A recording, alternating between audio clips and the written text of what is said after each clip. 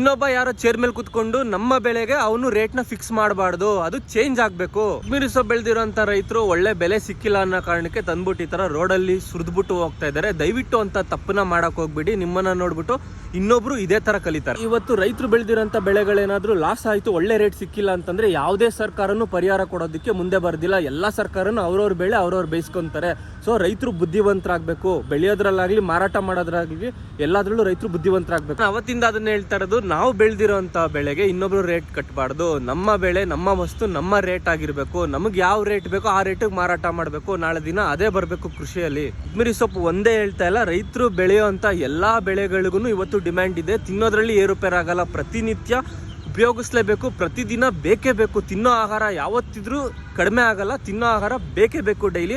ಆದರೆ ಅದಕ್ಕೆ ಫಿಕ್ಸ್ ಮಾಡೋ ಅಂಥ ರೇಟ್ ಮಾತ್ರ ಏರುಪೇರು ಆಗ್ತಾ ಇರುತ್ತೆ. ಅದಕ್ಕೆ ಬುದ್ಧಿವಂತರಾಗಬೇಕು ರೈತರು. ತೊಗೊಂಡೋಗ್ಬಿಟ್ಟು ಜನ ಇರೋವಂಥ, ಜನ ಓಡಾಡೋಂಥ ಪ್ರದೇಶಗಳಲ್ಲಿ ಒಂದು ಅರ್ಧ ಗಂಟೆ, 1 ಅವರ್ 2 ಅವರ್ ಟೈಮ್ ಸ್ಪೆಂಡ್ ಮಾಡಿ. ಇವತ್ತು ಇದೇ ಕೊತ್ತಂಬರಿ ಸೊಪ್ಪಿಗೆ 30 ರೂಪಾಯಿ ಸಿಟಿಲಿ ರೇಟ್ ನಡೀತಾ ಇದೆ ಕಟ್ಟು. ಅದನ್ನು ತೊಗೊಂತಾರೆ. 30 ರೂಪಾಯಿ ಆಗಲಿ 40 ರೂಪಾಯಿ ಆಗಲಿ ತೊಗೊಂತಾರೆ. ಹೋಟ್ಲಿಗೆ, ಮನೆಗಳಿಗೆ, ಪ್ರತಿಯೊಂದಕ್ಕೂ ಕೊತ್ತಂಬರಿ ಸೊಪ್ಪು ಬೇಕಾಗುತ್ತೆ. ಸೊ ದಯವಿಟ್ಟು 2 ರಿಂದ 3 ಅವರ್ ಟೈಮ್ ಸ್ಪೆಂಡ್ ಮಾಡಿದ್ರೆ ನೀವು ಅದನ್ನ 30 ರೂಪಾಯಿಗೆ ಮಾರಾಟ ಮಾಡ್ಬೋದು. ಅಥವಾ ಹಳ್ಳಿಗೆ ಹೋಗಿ ಮಾರಾಟ ಮಾಡ್ಬೋದು. ಒಂದು ಸ್ವಲ್ಪ ಟೈಮ್ ಸ್ಪೆಂಡ್ ಮಾಡಿ. ಸುಮ್ಮನೆ ಆ ಥರ ಬಿದ್ದುಬಿಟ್ಟು ಈ ಥರ ವೇಸ್ಟ್ ಮಾಡೋದಕ್ಕೆ ಹೋಗಬೇಡಿ.